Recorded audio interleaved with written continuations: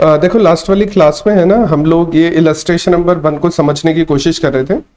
तो illustration number 1 आसान है, कुछ भी खास नहीं। इलस्ट्रेशन फर्स्ट में इलस्ट्रेशन नंबर 1 जो है वो ये बोल रहा है कि हमारे पास 4 कस्टमर है, ए बी सी डी। ठीक है, हर एक कस्टमर को हमने कितना कितना सामान बेचा है, कितनी कितनी यूनिट्स बेची है, ये भी हमें गिवन है। सेलिंग प्राइस, क्योंकि हर एक कस्टमर अलग होता है तो हर एक कस्टमर को हमने अलग सेलिंग प्राइस ऑफर की है। अच्छा, हर एक कस्टमर के अलग अलग सेल्स विजिट भी हुई है। सेल्स विजिट का मतलब हमें उन्हें समझाने के लिए, हमें उन्हें बताने के लिए, प्रोडक्ट की डिटेल्स देने के लिए बार बार विजिट करनी पड़ती है। ठीक है, तो हमने सेल्स विजिट भी की है। तो कितनी कितनी विजिट की है ये भी ऑलरेडी क्वेश्चन में दिया हुआ है। कस्टमर ने कितनी परचेज ऑर्डर दिए हुए हैं ये भी क्वेश्चन में ऑलरेडी गिवन है कि भाई 60,000 यूनिट्स मंगाई तो है, लेकिन उसने टोटल 20 ऑर्डर्स प्लेस किए हैं। तो जब भी वो नया ऑर्डर प्लेस करेगा तब हमारी कुछ ना कुछ कॉस्ट अकर होती है, उसमें पैकेजिंग वगैरह का जो भी खर्चा लगता है वो अकर हुआ है। उसके अलावा नंबर ऑफ डिलीवरीज गिवन है, किलोमीटर पर जर्नी गिवन है, और उसके अलावा number of rush deliveries given है। और इन सबकी कॉस्ट यहां पर दी हुई है, इन सबकी कॉस्ट यहां पर दी हुई है। अच्छा देखो, अगर रेवेन्यू की बात करूं, ध्यान से समझना, अगर मैं यहां पर रेवेन्यू की बात करूं तो ए का रेवेन्यू 1,20,000 का हो जाएगा। मैं तुम्हें इस क्वेश्चन का सॉल्यूशन दिखाऊंगा, लेकिन मैं समझाने की कोशिश कर रहा हूं यहां पर। अगर मैं रेवेन्यू की बात करूं तो ए से होने वाला रेवेन्यू हो जाएगा 1,20,000, बी से होने वाला रेवेन्यू हो जाएगा 2,40,000, सी का हो जाएगा 1 लाख और डी का हो जाएगा 1,40,000। ऐसा ही है रेवेन्यू। किसी को कोई प्रॉब्लम नहीं है ना रेवेन्यू हमने कैसे निकाला है यहां पर। जैसे मैं अगर तुम्हें इसका सॉल्यूशन भी दिखाऊं, देखो मैं सॉल्यूशन दिखा दूंगा, सॉल्यूशन से तुम समझ जाओगे आसानी से, इसमें कोई दिक्कत नहीं है। मैं तुम्हें सॉल्यूशन दिखा रहा हूं। देखो रेवेन्यू दिया हुआ है 1,20,000, 2,40,000, 1 लाख एंड 1,40,000। ठीक है, या एक काम करता हूं, मैं इसको कॉपी ही कर लेता हूं, मैं इसको इस तरफ डाल देता हूं। हमें देखो रेवेन्यू दिया हुआ है,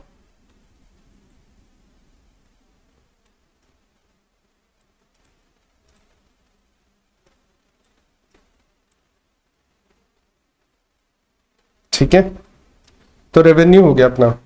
अच्छा आप देखो नेक्स्ट, देखो क्वेश्चन में सेल्स विजिट दी हुई है।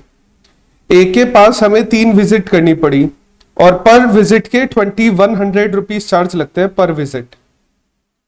तो ए के जो चार्ज हो गए वो 6,300 हो गए, बी के भी 6,300 हो गए, सी के 10,500 हो गए और डी के 21,000 हो गए। ठीक है, ऐसा ही आया सबका। सेल्स विजिट का जो कॉस्ट आई है, सेल्स विजिट की जो कॉस्ट है सबकी सेम ऐसी आ रही है, इसमें कोई दिक्कत। ठीक है, तो सेल्स विजिट की अगर कॉस्ट में तुम्हें क्वेश्चन के सॉल्यूशन में बताऊं तो सेल्स विजिट की कॉस्ट देखो वही है जो हमने कैलकुलेट की थी, 6,300, 6,300, 10,500 एंड 21,000। अच्छा उसके अलावा परचेज ऑर्डर, परचेज ऑर्डर अगर तुम यहां पे ध्यान से देखोगे तो हमने टोटल 20 परचेज ऑर्डर किए हैं। नंबर ऑफ परचेज ऑर्डर है 20। एक परचेज ऑर्डर की पर ऑर्डर 600 रुपए कॉस्ट आती है, तो 20 के हिसाब से कितनी हो जाएगी 12,000, 60 के हिसाब से हो जाएगी 36,000, 50 के हिसाब से हो जाएगी 30,000 और 24, तो 12, 36, 30, 24। ठीक है, सॉल्यूशन में अगर हम देखेंगे तो 12, 36, 30, 24। अच्छा, ये 3 कैलकुलेशन करने में किसी को कोई प्रॉब्लम है क्या कि हमने ये 3 कैलकुलेशन कैसे किए? किसी को भी कोई प्रॉब्लम है ये हमारी 3 कैलकुलेशन कहां से आई है? ठीक है, चलो अब नेक्स्ट भी देख लो, नेक्स्ट भी आसान है। प्रोडक्ट हैंडलिंग कॉस्ट है। अच्छा कितनी है? 30 पैसे पर यूनिट। एक यूनिट की 30 पैसे है। हमने ए को कितनी यूनिट्स भेजी है? 60,000 यूनिट्स भेजी है। हमने ए को 60,000 यूनिट्स भेजी है, तो 30 पैसे के हिसाब से कितनी हो गई उसकी? 18,000। अच्छा 80,000 के हिसाब से कितनी हो गई? 24। 1 लाख के हिसाब से हो गई 30 और 70 के हिसाब से हो गई 21। तो देखो ये आ रही है 18, 24, 30, 21। ठीक है, तो ये हो जाएगी 18, 24, 30, 21। ये अपनी प्रोडक्ट हैंडलिंग कॉस्ट होगी। अच्छा, किसी को कोई प्रॉब्लम प्रोडक्ट हैंडलिंग कॉस्ट कैसे निकाली है? किसी को भी कोई दिक्कत प्रोडक्ट हैंडलिंग कॉस्ट कैसे निकाली है? ठीक है, नेक्स्ट कॉस्ट देखते हैं अपन, डिलीवरी वाली कॉस्ट आएगी नेक्स्ट। ठीक है, तो नेक्स्ट है normal delivery cost. Normal delivery cost, अच्छा नॉर्मल डिलीवरी कॉस्ट देखना, हमने टोटल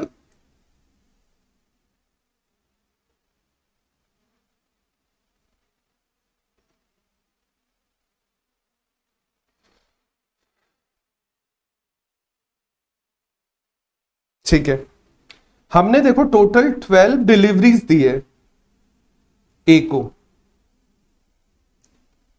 ठीक है, ए को हमने टोटल 12 डिलीवरीज दी है और उन डिलीवरीज के लिए हमें 20 किलोमीटर चलना पड़ रहा है।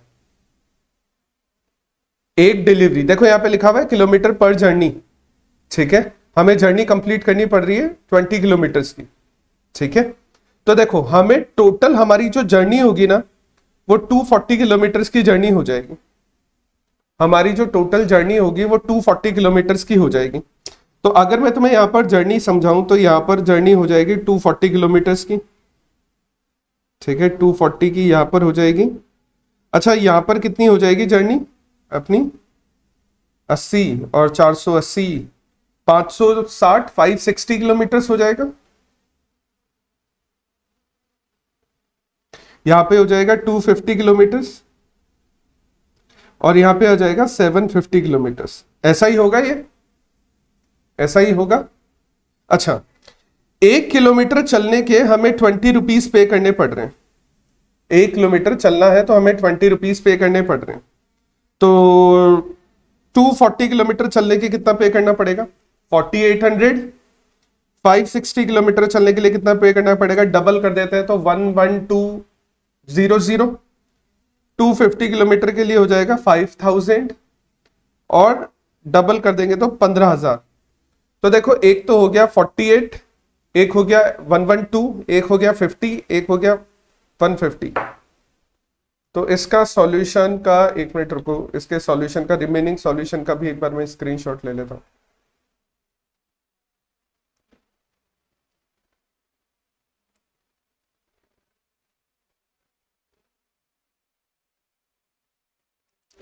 कहाँ गया? ये रहा। ठीक है, ठीक है, तो ये देखो ये आ गया अपना।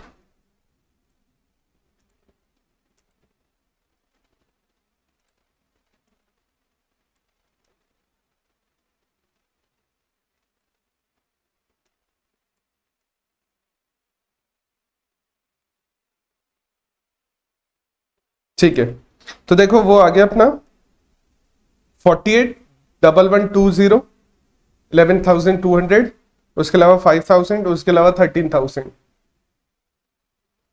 पेज नंबर है इसका खुश, मॉड्यूल का पेज नंबर 36 है। ठीक है, मॉड्यूल में पेज नंबर 36 पर ये क्वेश्चन है। ठीक है, और इसके बाद ये एक और कॉस्ट बची अपनी रश डिलीवरी। एक मिनट, ये माउस का कर्सर गायब हो जाता है यहां से। रश डिलीवरी की और है, तो रश डिलीवरी है ना, देखो ए पर तो हुई नहीं है। अगर तुम देखोगे तो रश डिलीवरी ए पर तो हुई नहीं है। ठीक है, और बी पर जो हुई है वो 3 डिलीवरीज हुई है, तो उसकी 6000 हो जाएगी। 6, 2 एंड 4, तो रश डिलीवरी की कॉस्ट भी आ रही होगी 6, 2 एंड 4। तो देखो ये रही 6, 2 एंड 4। ठीक है, अच्छा अब हम निकाल देंगे उसके अलावा, इन सबको माइनस कर देंगे हम। ठीक है, देखो ये हमारी टोटल कॉस्ट है। अगर तुम समझोगे तो ये हमारी टोटल कॉस्ट है, सॉरी ये हमारी टोटल कॉस्ट है। तो टोटल कॉस्ट माइनस कर दोगे तो प्रॉफिट आ जाएगा अपना। रेवेन्यू में से, ये रेवेन्यू है, रेवेन्यू में से कॉस्ट को माइनस कर दोगे तो प्रॉफिट आ जाएगा। देखो प्रॉफिट यही नंबर आ रहा है क्या? 78,900 ही आ रहा है क्या प्रॉफिट? ठीक है, तो प्रॉफिट आ गया 78,900। ठीक है, आगे वाले नेक्स्ट प्रॉफिट भी आ जाएंगे अपने पास में।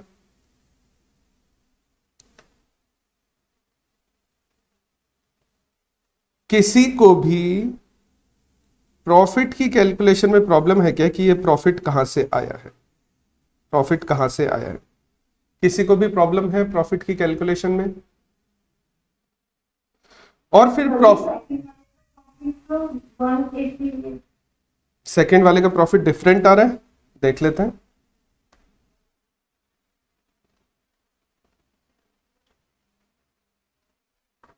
सेकेंड वाले का प्रॉफिट भी देख लेते हैं अपन। कुछ कैलकुलेटर ज्यादा ही बड़ा नहीं आ गया क्या? सेकेंड वाले का प्रॉफिट 120,000 माइनस, देखो 12 और 6 18, 18 18 36 40 41 41,000 41,100 ये आ रहा है 78,900 सही आ रहा है। ये शायद 46। अच्छा ठीक है ठीक है ठीक है, सेकंड वाला ठीक है। तो 2,40,000 माइनस ये हो जाएगा 24 और ये ऑर्डर प्रोसेसिंग इस पे 36,000 आ रहा होगा शायद, ये 36,000 आ रहा होगा, है ना? ठीक है, तो इससे गलत लिखा हुआ है यहाँ पे 3600 नहीं है, यहाँ पे 36,000 है। तो 60 और 66,300 और 66,300 और 72 83,500 83,500 माइनस कर देंगे, माइनस 83,500 156,500 आ रहा है। ठीक है, ये गलत लिखा हुआ है इससे यहाँ पर, है ना? ये 36,000 है, ये 36,000 है। अच्छा, ये प्रॉफिट जो है ना, ये परसेंटेज में भी दिया हुआ है क्या? ये भी निकाल सकते हो कि परसेंटेज में कैसे आया प्रॉफिट? प्रॉफिट जो है वो परसेंटेज में कैसे आया है? यहां पर है ना, देखो ये तो गलत लिखा हुआ है, इस पे ध्यान मत देना, ये गलत लिखा हुआ है। ठीक है, प्रॉफिट परसेंटेज में कैसे आया है? बिल्कुल करेक्ट है, बिल्कुल करेक्ट है रक्षिका, बिल्कुल करेक्ट है ना विदित? सही है। देखो, हमें जो प्रॉफिट हुआ है 78,900 का, तो हमारा तो ये प्रॉफिट है 78,900, ये हमारा रेवेन्यू है। तो हमें नेट प्रॉफिट कितना हो, यानी ऑपरेटिंग प्रॉफिट हमारा कितना है परसेंटेज वाइज? अब तुम डिसीजन क्या बोलोगे?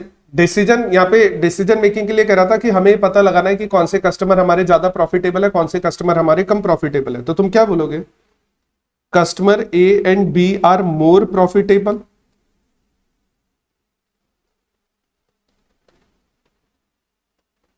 and customers C and D are less profitable.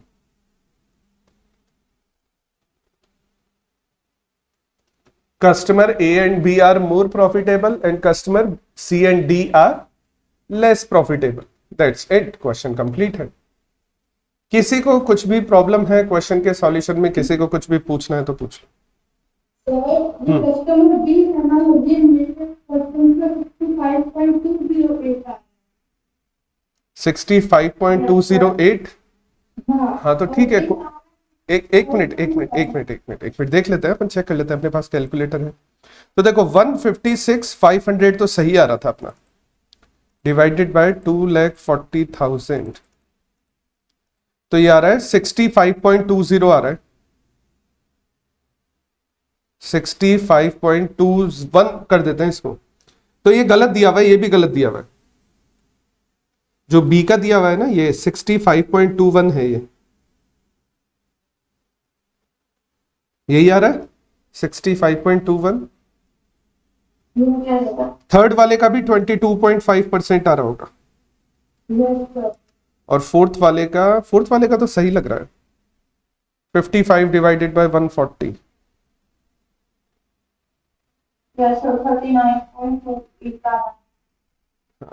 55 divided by 140 39.28 आ रहा है ये। ठीक है, तो तुम अपने हिसाब से लिख ही लोगे इसको। इसने गलत कैलकुलेशन में मिस्टेक कर रखी है, तो हमें पता है कि वो मिस्टेक क्या है, तो देखो यहाँ पर मिस्टेक कर रखी है इसने, मैं तुम्हें अगर समझाने की कोशिश करूं तो देखो यहाँ पर कर रखी है 36,000, यहाँ पर ये 66% जबरदस्ती लिखा हुआ है। और ये भी जो आ रहे हैं ना, ये सारे नंबर्स, ये नंबर एक्चुअली में पॉइंट्स में डिफरेंट आ रहे हैं, तो तुम तो पॉइंट्स में लिख के आओगे इनको, ठीक है, जैसे भी नंबर आ रहे हैं तुम पॉइंट्स में लिख के आओगे। इसने तो इसको राउंड ऑफ कर दिया परसेंटेज को, राउंड ऑफ करने की तुम्हें रिक्वायरमेंट नहीं, तुम पॉइंट्स में लिख के आओ, ठीक है, क्योंकि परसेंटेज पॉइंट में हो सकती है, कोई प्रॉब्लम नहीं है कि परसेंटेज पॉइंट में नहीं होती है, परसेंटेज को हमें राउंड ऑफ करना होता है, ऐसा नहीं है, परसेंटेज पॉइंट में हो सकती है, तो हम उसको पॉइंट में लिख के आएंगे। तो जैसे रक्षिका ने भी मेरे को भेजा था कि फर्स्ट वाले का आंसर 65.75 आ रहा है, तो तुम यही लिख के आओगे, ये वाले नंबर्स नहीं लिखोगे जो फिर यहाँ पे लिखे हुए ना, ये वाले नंबर्स नहीं लिखोगे तुम, जो पॉइंट्स में नंबर आ रहे हैं वही लिख के आओगे। लेकिन डिसीजन मेकिंग की बात करें तो डिसीजन मेकिंग में ए और बी ज्यादा प्रॉफिटेबल है, सी और डी कम प्रॉफिटेबल है, ठीक है। इवन देखो तुम समझना, ए ने डी से कम सामान मंगवाया है, ए ने डी से, ए और डी का रेवेन्यू अगर चेक करोगे ना, मैं रेवेन्यू की बात कर रहा हूं, रेवेन्यू अगर चेक करोगे तो ए का रेवेन्यू कम है डी से, ए का रेवेन्यू कम है डी से, लेकिन तुम्हें कस्टमर डी पर ज्यादा खर्चा करना पड़ रहा है, और कस्टमर डी पर अगर ज्यादा खर्चा करना पड़ रहा है ना, तो तुम्हारी प्रॉफिटेबिलिटी जो कस्टमर डी से होने वाली है ना, वो कम हो रही है, ठीक है। अब तुम इसको नोट डाउन, तुम क्या करोगे, नोट डाउन करने की तो कोई रिक्वायरमेंट है नहीं, तुम एक काम करो, इसको लिख लो कि ये पेज नंबर 36 पर दिया हुआ है मॉड्यूल के, इसका सॉल्यूशन तुम ये लिख लो कि इसका जो सॉल्यूशन है वो पेज नंबर 36 पर दिया हुआ है।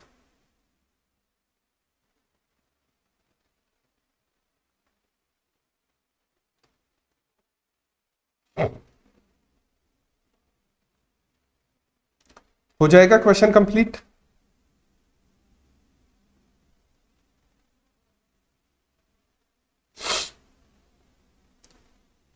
चलो नेक्स्ट अपन स्टार्ट करते हैं, कॉर्पोरेट क्रेडिट रेटिंग स्कोर।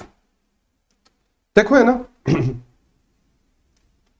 जैसे कि तुम लोगों ने शायद सुना होगा, सिबिल के बारे में सुना है कभी, सिबिल के बारे में? एक पर्टिकुलर पर्सन की क्रेडिट रेटिंग निकल कर आती है सिबिल से, ठीक है, ये होता है सिबिल स्कोर। देखो यहां पे मैंने एक डायग्राम में भी दे रखा है, ये रहा, एक सिबिल स्कोर चलता है। सिबिल स्कोर क्या बोलता है, हर एक बंदे की क्रेडिट रेटिंग निकल कर आती है, बिल्कुल लोन के लिए चेक करते हैं उसको कि लोन देना चाहिए उस बंदे को, नहीं देना चाहिए, कितना मिलने वाला है उसको लोन, ये भी चेक किया जाता है, कितना दिया जा सकता है, मतलब ये है। अच्छा, सिबिल स्कोर जितना अच्छा होता है ना, इंटरेस्ट रेट उतनी ही कम होती है। सिबिल स्कोर जितना बुरा होता जाएगा, इंटरेस्ट रेट उतनी ही ज्यादा होती जाएगी, ठीक है। तो सिबिल स्कोर, जैसे हम एक नॉर्मल ह्यूमन के लिए सिबिल स्कोर की कैलकुलेशन करते हैं, तो सिबिल स्कोर में 5 पॉइंट्स होते हैं, ये सिबिल स्कोर के लिए ही है, ठीक है, अगर तुम समझोगे तो ये सिबिल स्कोर के लिए ही है। अच्छा, एक तो सिबिल चलता है नॉर्मल पर्सन के लिए, और एक है ना एक्सपीरियन भी चलता है, एक ये भी है। ये दोनों ही है ना क्रेडिट एजेंसीज है, ये दोनों ही क्रेडिट एजेंसीज है, और दोनों ही कंपनी क्या करती है, दोनों ही कंपनी एक नॉर्मल बंदे की, एक ह्यूमन की प्रोफाइल चेक करती है कि उसने कितने लोन ले रखे हैं, उसने कितने क्रेडिट कार्ड लिए हुए हैं, कभी उसने लोन में डिफॉल्ट किया है या नहीं किया है, क्या वो लोन टाइम पर, ईएमआई टाइम पर पे कर रहा है या नहीं कर रहा है, इन सब चीजों को चेक किया जाता है। और इन सब चीजों के चेक करने के बाद में उनकी एक रेटिंग दी जाती है, उस ह्यूमन को एक रेटिंग दी जाती है। अगर उसकी रेटिंग लेस देन 580 है तो उसको पुअर की कैटेगरी में डाला जाएगा, यानी कोई भी अच्छा बैंक, कोई भी अच्छा एनबीएफसी उसको लोन नहीं देगा, ना तो उसको बैंक लोन देगा, ना ही उसको एनबीएफसी होता है, नॉन बैंकिंग फाइनेंशियल इंस्टीट्यूशंस करके होता है, corporation, non banking financial corporations होते हैं, ना ही वो उसको लोन देंगे। उसको लोन कौन देंगे, उसको लोन देंगे प्राइवेट वाले लोग लोन देंगे, और प्राइवेट जो लोन देते हैं वो 40%, 50% उसकी इंटरेस्ट रेट होती है। जैसे क्रेडिट कार्ड पर अगर लोन लेते हो तो क्रेडिट कार्ड पर लोन लेने की जो इंटरेस्ट रेट आती है वो 40-45% के आसपास आती है, ठीक है। तो अगर किसी की खराब परफॉर्मेंस रेटिंग है, अगर किसी का खराब सिबिल स्कोर है, तो उसको 580 से कम है ना, तो उसको पुअर की कैटेगरी में रखा जाएगा। 580 से 670 के बीच में है तो उसको फेयर, ऐसे ही 670 से 739 उसको गुड, 740 से 800 के आसपास है उसको वेरी गुड, और 800 प्लस है तो उसको एक्सेप्शनल। ठीक है, तो एक्सेप्शनल हो गया, very very very very good, ऐसा हो गया। तो जैसे कि एक ह्यूमन की जो क्रेडिट रेटिंग है वो सिबिल या एक्सपीरियंस जो क्रेडिट एजेंसीज है वो कैलकुलेट करती है, ऐसे ही एक ऑर्गेनाइजेशन की भी क्रेडिट रेटिंग कैलकुलेट की जाती है, एक कंट्री की भी क्रेडिट रेटिंग कैलकुलेट की जाती है। एक कंट्री की क्रेडिट रेटिंग कैलकुलेट की जाती है, एक तो आईएमएफ उसमें रोल प्ले करती है, एक उसमें वर्ल्ड बैंक रोल प्ले करता है, और एक क्रिसिल नाम से एजेंसी होती है, क्रिसिल क्रेडिट एजेंसी होती है, वो उसमें इंपॉर्टेंट रोल प्ले करती है। जैसे अभी तुमने सुना होगा पाकिस्तान जो है वो ग्रे लिस्ट के अंदर है, क्रेडिट वहां पे लिस्ट चलती है, ग्रे लिस्ट, ब्लैक लिस्ट, है ना, व्हाइट लिस्ट, इस तरह से चलती है, वहां पर अलग अलग तरह की लिस्ट चलती है। तो पाकिस्तान अभी ग्रे लिस्ट में है, वो ब्लैक लिस्ट नहीं हुआ, ब्लैक लिस्ट होने का मतलब तो ये वाली आ गई, पुअर वाली कैटेगरी होगी। तो कंट्रीज की भी क्रेडिट रेटिंग होती है कि वो कंट्री, अगर हम उस कंट्री को लोन देते हैं तो क्या वो कंट्री हमें लोन का रीपेमेंट करेगी या नहीं करेगी। तो जैसे एक ह्यूमन के लिए सिबिल एक्सपीरियंस होता है, एक कंट्री के लिए अपना आईएमएफ डिसाइड करता है, वर्ल्ड बैंक डिसाइड करता है, क्रिसिल डिसाइड करती है, ऐसे ही कॉर्पोरेट के लिए भी कुछ क्रेडिट एजेंसीज होती है। तो वो सब मिलकर कॉर्पोरेट को रेट देती है, यानी एक कॉर्पोरेट ऑर्गेनाइजेशन को रेट देती है कि उसको कितना क्रेडिट स्कोर उसका चल रहा है, उसको लोन मिलना चाहिए नहीं मिलना चाहिए, कितने इंटरेस्ट रेट पर मिलना चाहिए, कितना लोन मिलना चाहिए, ये सब डिसाइड करते हैं। तो कौन कौन उसमें रोल प्ले करता है इंडिया के अंदर? इंडिया के अंदर एक तो है क्रिसिल हो गई, ठीक है, एक तो हो गई CRISIL, credit rating information services of India limited है, एक हो गया आईसीआरए, इकरा हो गया, एक हो गई केयर हो गई, एक हो गई आईडीआरएल है इसका नाम, ठीक है। तो अगर मैं इसका नाम लिखवाऊं तो इसका नाम हो गया आईडीआरएल, आईआरआरएल, सॉरी आईडीआरएल नहीं है, आईआरआरएल है इसका फुल फॉर्म, ठीक है। इसका तो यही है, एक्यूट रेटिंग एंड रिसर्च, ये कंपनी के नाम है, ये क्रेडिट एजेंसीज के नाम है, ये क्रेडिट एजेंसीज के नाम है जो इंडियन गवर्नमेंट और सेबी के थ्रू रजिस्टर्ड है ये, ठीक है। तो ये क्रेडिट एजेंसीज के नाम है जो इंडिया में काम कर रही है फिलहाल। तो ये टोटल 7 है, ठीक है, काउंट कर लो 1 2 3 4 6 और ठीक है। अच्छा, इन लोगों ने क्या कर रखा है कि इसमें बोल भी रखा है कि इन लोगों ने लगभग 57,000 कंपनीज को, एंटिटीज को एंटाइटल कर रखा है, बता रखा है कि उनकी क्रेडिट रेटिंग कितनी है। अब जैसे यहां पर क्रिसिल का स्कोर दिया हुआ है, क्रिसिल का स्कोर, तो क्रिसिल है ना, अब इसमें मेरे को लगता नहीं है कि क्वेश्चन बनने वाला, इस पर मेरे को लगता नहीं है कि क्वेश्चन बनने वाला है, ठीक है। लेकिन तुम्हारे मॉड्यूल में एक ऐसी ही एक टेबल गिवन थी क्रिसिल रेटिंग पर, तो वो क्रिसिल रेटिंग मैंने तुम्हें बता दिया। क्रिसिल है ना, लॉन्ग टर्म के लिए भी रेट करती है, शॉर्ट टर्म के लिए भी रेट करती है, फाइनेंशियल रेटिंग भी करती है, क्रेडिट एनहांसमेंट रेटिंग भी करती है। क्रेडिट एनहांसमेंट रेटिंग का मतलब क्रेडिट कितना एनहांस किया जा सकता है, बढ़ाया जा सकता है, कम किया जा सकता है। उसके अलावा कंपनी की क्रेडिट रेटिंग भी करती है, और उसके अलावा फिक्स डिपॉजिट रेटिंग स्केल भी होता है कि कितना जो ऑर्गेनाइजेशन है उसको कितना इंटरेस्ट मिलना चाहिए, ये सब चीजें डिसाइड करती है।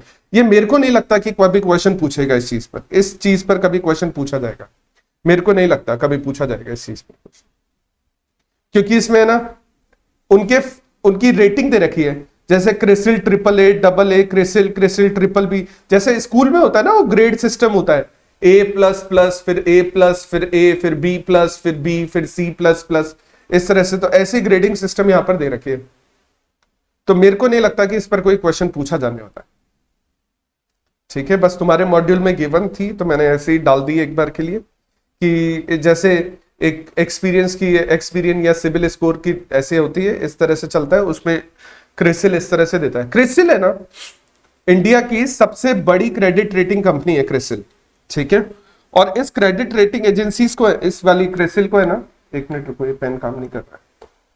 क्रिसिल जो क्रेडिट रेटिंग एजेंसी है ना, इसको बहुत सारी दुनिया भर की ऑर्गेनाइजेशंस भी यूज करती है।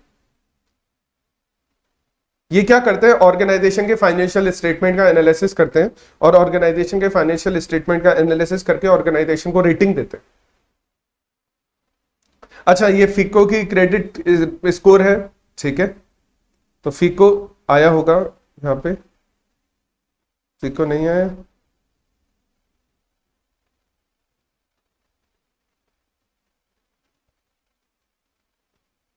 फिको नहीं आया? अच्छा एक काम करो, फिर फिको नहीं आया तो फिको का फुल फॉर्म लिखो।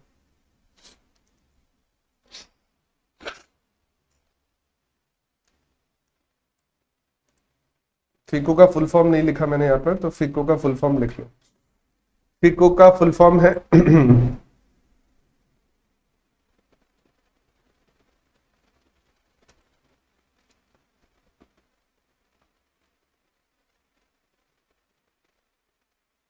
देखो फिको का फुल फॉर्म लिख पा रहा हूं मैं थोड़ा सा। पेयर, उसके बाद आइजैक,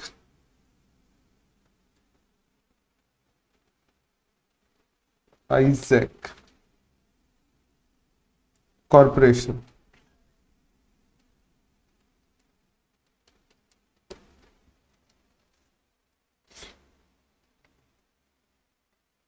फिको स्कोर होता है, जैसे यहाँ पे अपना क्रेडिट स्कोर होता है ना, ऐसे एक फिको स्कोर होता है।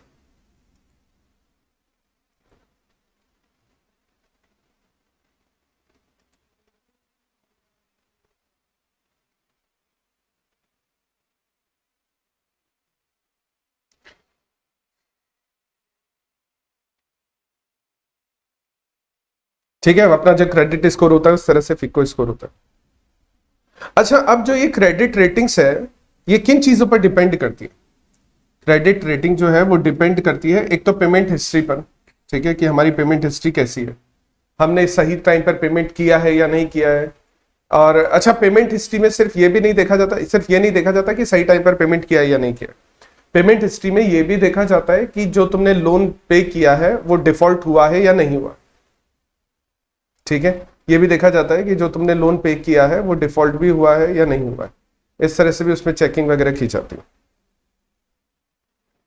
डिफॉल्ट होने का मतलब क्या होता है कि कई बार जैसे हम लोग है ना, टाइम पर लोन पे नहीं कर पाते, तो टाइम पर लोन पे नहीं कर पाते तो वो हमें डिफॉल्ट की लिस्ट में डाल देते हैं और हमारा वो फिर अकाउंट वगैरह फ्रीज कर दिया जाता है।